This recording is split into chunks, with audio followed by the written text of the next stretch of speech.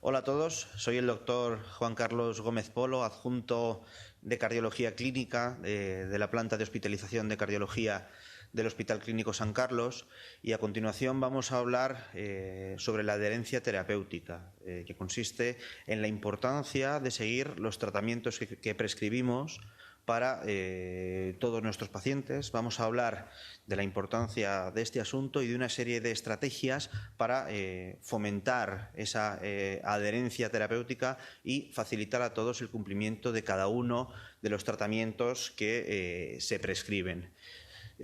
Hay distintos tipos de fármacos que utilizamos en el ámbito de la cardiología. Los que se administran con más frecuencia los vamos a agrupar o los vamos a clasificar en tres tipos en función de su misión principal. El primer grupo serían los diuréticos, que trabajan para eliminar el exceso de líquido del organismo en pacientes que retienen líquidos. Este sería el paciente diagnosticado de insuficiencia cardíaca. Un segundo grupo importante son aquellos fármacos que se utilizan para disminuir la tensión arterial y mejorar la fuerza con la que trabaja el corazón. Y el tercer tipo serían fármacos que se emplean para reducir la frecuencia cardíaca, para que el corazón trabaje, digamos, menos estresado, es decir, para disminuir el estrés de bombeo de ese corazón, que será además un corazón enfermo. Independientemente de estos tres grupos, pues vamos a encontrar otra serie de grupos farmacológicos que también son importantes y que se utilizan con frecuencia en el paciente cardiológico, pero digamos que estos son los tres tipos más frecuentes. Con todos estos fármacos lo que buscamos es mejorar el pronóstico, prolongar la vida del paciente y mejorar además su calidad de vida, enlentecer la progresión de la enfermedad, que el paciente respire mejor, es decir, se fatigue menos al hacer los esfuerzos, y además que disminuya la retención de líquidos y por tanto el paciente se encuentre menos cansado.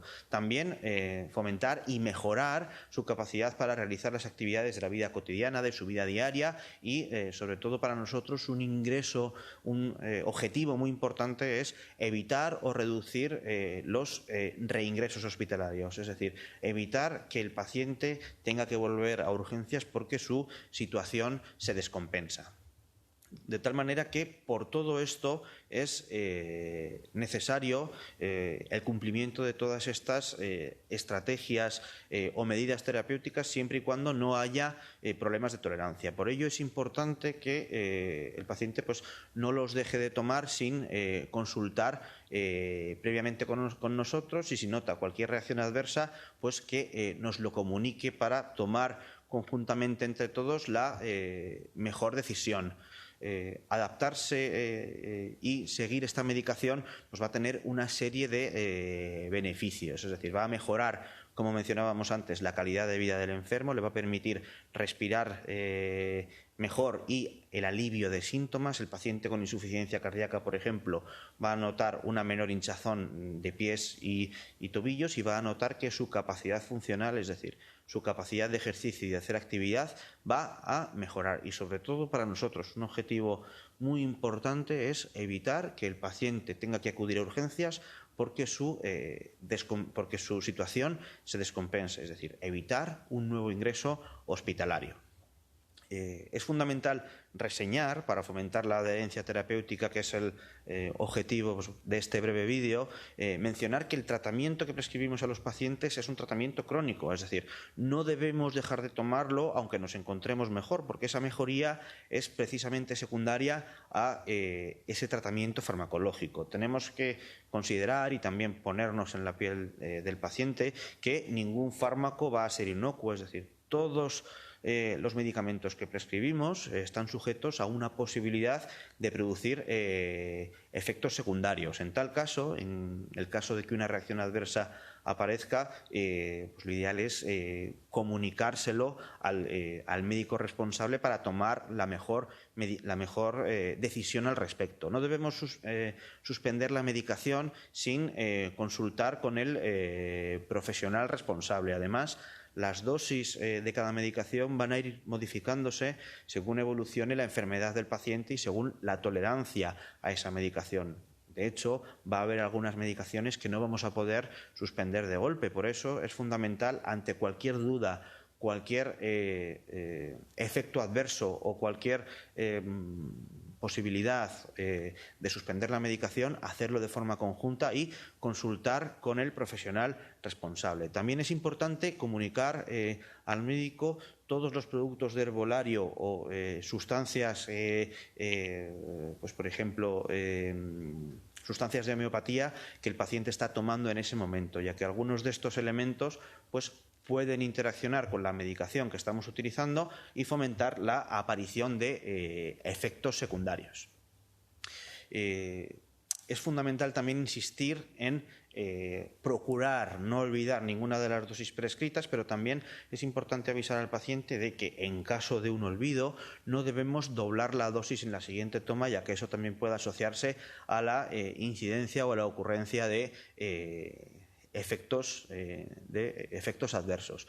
Es importante ser constante en la toma de la medicación porque el alivio de síntomas va a ser directamente proporcional también a la constancia que tengamos en la toma de esa medicación. También debemos subrayar la importancia de renovar las recetas antes de que se termine la fecha de esa prescripción que hemos pautado en la receta electrónica, y cuando realicemos algún viaje por el motivo que sea, hay que insistir y estar pendientes de llevarnos la cantidad suficiente de medicación para no quedarnos sin ella en el destino al que estemos viajando, pues con todos los problemas que eso conlleva para conseguir la medicación que necesitamos allí.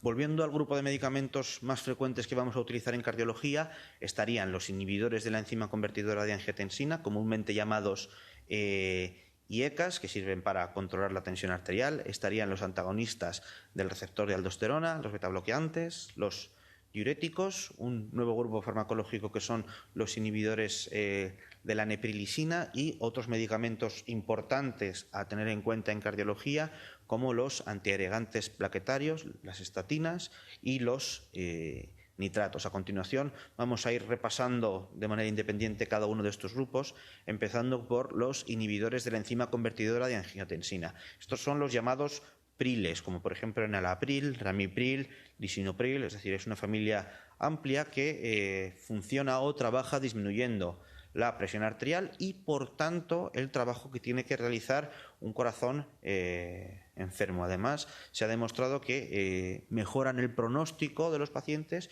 y reducen los ingresos hospitalarios, sobre todo en pacientes diagnosticados de insuficiencia cardíaca. Habitualmente son fármacos que se empiezan a una dosis baja y vamos subiendo la dosis según la tolerancia del paciente.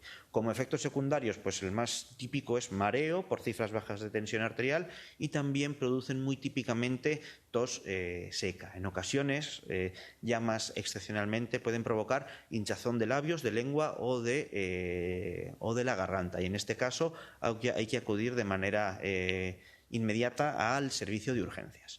El segundo grupo son los antagonistas de los receptores de angiotensina 2, como por ejemplo los sartán o valsartán. Son fármacos, digamos, primos hermanos a los inhibidores de la enzima convertidora de angiotensina, y se utilizan también para reducir la tensión arterial, habiendo demostrado mejorar el pronóstico y reducir el ingreso hospitalario. Son fármacos que se utilizan de manera, digamos, análoga o como alternativa a los inhibidores de la enzima convertidora de angiotensina cuando estos producen tos seca o algún otro efecto secundario. Los betabloqueantes, como por ejemplo bisoprolol, metoprolol o atenolol, son fármacos ampliamente utilizados en el ámbito de la cardiología, que llevamos usando ya desde hace muchísimos años, y son fármacos que inhiben el tono simpático del organismo. ¿Qué quiere decir esto? Esto significa que nuestro organismo libera una serie de sustancias que se denominan sustancias simpáticas, es decir, sustancias que interfieren en el tono, en la adrenalina, en el tono adrenérgico de nuestro organismo, que provocan que nos suba la tensión arterial y que nuestro corazón trabaje más rápido y además de trabajar más rápido, que trabaje con más fuerza, es decir, que el músculo cardíaco trabaje más estresado. Estos fármacos, los betabloqueantes, lo que hacen es inhibir estas sustancias que provocan estos efectos y por ello bajan las pulsaciones, reducen el riesgo de arritmias y también bajan la tensión arterial. Nuevamente, estos fármacos los vamos a iniciar a dosis bajas que iremos aumentando en función de si nuestro paciente lo tolera y se mantiene asintomático. Sus efectos adversos más frecuentes son sobre todo mareos y una sensación de decaimiento que habitualmente es pasajera y cede en los primeros días de tratamiento. También pueden provocar más raramente retención de líquidos, en ocasiones dificultad para respirar y también frialdad periférica de las manos y de los pies. En algunos pacientes, sobre todo en aquellos pacientes con enfermedad vascular, pueden provocar disfunción eréctil. Y también en aquellos enfermos que al recibir este tratamiento noten mareo y les baje mucho la tensión arterial, pues habrá que plantear a su cardiólogo responsable si es posible, en función del caso de cada paciente, tomar únicamente betabloqueantes o únicamente inhibidores del enzima convertidor de angiotensina o ajustar la dosis de estos dos grupos farmacológicos buscando, por supuesto, pues, la seguridad y la buena tolerancia por parte del paciente, evitando efectos adversos. Los diuréticos, como por ejemplo furasemida, torasemida o clortalidona, son fármacos que ayudan a eliminar esa retención de líquidos tan frecuente en muchos pacientes cardiológicos. Estos fármacos estimulan que los riñones trabajen para eliminar este exceso de líquido. Lo que notará el paciente es que ese aumento de volumen de las piernas, incluso del abdomen, se reducirá porque está eliminando ese líquido que se ha acumulado, y también notarán que comienzan a respirar mejor, es decir, que esa sensación de ahogo, de falta de aire, se va a ir aliviando. El mayor efecto de estos fármacos se produce típicamente, su pico de efecto ocurre habitualmente unas 2-3 horas después de tomar la dosis vía oral. Por ello, siempre se recomienda, si es posible, tomarlos por la mañana para evitar tener que estar levantándose al servicio durante la noche. Sus efectos secundarios más frecuentes son calambres en las piernas, ya que estos fármacos, al aumentar la eliminación de líquidos, producen también cambios en los niveles de iones en sangre, y esto lo vamos a notar o se va a manifestar en forma de típicamente calambres en las piernas. En ocasiones también pueden provocar mareo y sensación de cansancio, y algunos de ellos nuevamente pueden producir disfunción eréctil. Los antagonistas del receptor de aldosterona, como espironolactona, el famoso aldactone o eplerenona, son un tipo específico de diurético que bloquean los efectos de la hormona aldosterona. Ello va a conllevar una reducción en la tensión arterial y también que el corazón, digamos, trabaje un poco más desahogado, ya que los niveles altos de aldosterona en el organismo pueden producir efectos perjudiciales en el corazón, y con estos diuréticos vamos a inhibir el efecto de esta hormona. Nuevamente, como efectos secundarios, pueden provocar mareo, decaimiento, alteraciones en los niveles de potasio en sangre y, más excepcionalmente, se ha descrito que producen aumento del tamaño de las mamas en los varones. Pasando a los inhibidores de la neprilisina combinados con los antagonistas de los receptores de angiotensina 2, el principal de estos fármacos es el sacubitrilo valsartán, de reciente comercialización.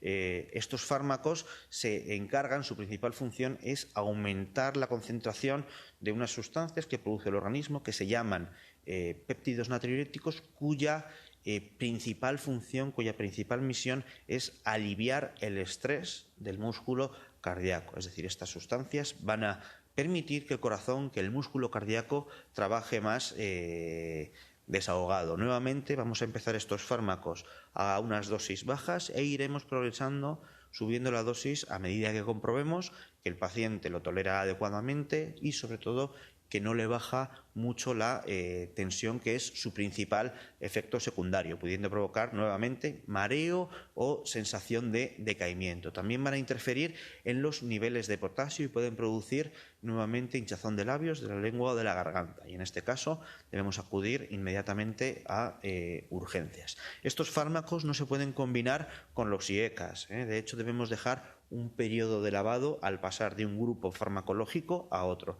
Y este periodo de lavado debe ser de unas 36 horas aproximadamente.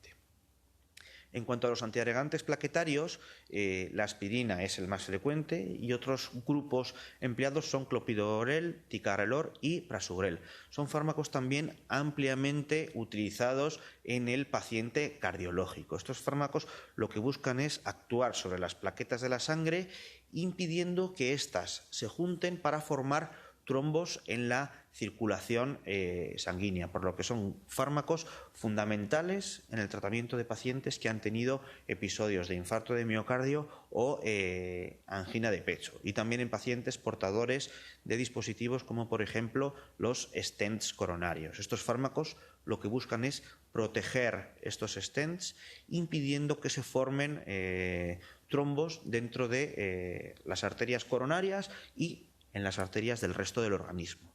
Sus efectos secundarios más importantes, como actúan a nivel de las plaquetas que interfieren en la coagulación, es sobre todo eventos tipo sangrados habitualmente digestivos. Estos sangrados pueden prevenirse utilizando protectores gástricos y también empleando antiagregantes menos potentes o también menos gastroerosivos, como por ejemplo clopidogrel, que sabemos tiene una incidencia un tanto menor de sangrados digestivos respecto a aspirina. A continuación pasamos a los nitratos, como por ejemplo la nitroglicerina. Estos son fármacos que también llevan utilizándose años en el mundo de la cardiología y su principal función es aumentar el calibre de los vasos sanguíneos. Es decir, son, como decimos en cardiología, vasodilatadores. Al aumentar el calibre de los vasos sanguíneos, permiten que la circulación de sangre aumente y por tanto llega más cantidad de oxígeno y de sangre al músculo cardíaco. Pueden administrarse en diferentes formas o en diferentes vías. Pueden administrarse vía sublingual, pueden administrarse vía oral en comprimidos, vía intravenosa en forma de parches transdérmicos, y son fármacos que utilizamos con mucha frecuencia en cardiología. Sus principales efectos secundarios son sobre todo dolor de cabeza, mareo, y en ocasiones podemos tener una sensación de palpitaciones o de que nos sube la frecuencia cardíaca. Debe evitarse en pacientes bajo tratamiento con nitratos la ingesta de bebidas alcohólicas, y también estarán contraindicados ciertos tratamientos para la disfunción eréctil en combinación con los nitratos. Las estatinas, como por ejemplo simvastatina, atorvastatina o pravastatina, son fármacos también muy extendidos en el paciente cardiológico. Su función es reducir los niveles de colesterol y además también tienen un efecto estabilizador de las placas de ateroma, es decir, estabilizan las placas de colesterol que se depositan en la pared de las arterias y que son las encargadas de obstruirlas cuando estas placas de colesterol crecen con el paso del tiempo. De tal manera que todos los pacientes que han sufrido un infarto o una angina de pecho, que tienen cualquier problema coronario, deben estar bajo tratamiento con estatinas, salvo que exista alguna contraindicación o alergia a las mismas o hayan producido algún efecto secundario. Los más frecuentes son sobre todo alteraciones en la función hepática, que es poco frecuente, y también alteraciones musculares, sobre todo presencia de mialgias o de dolores musculares.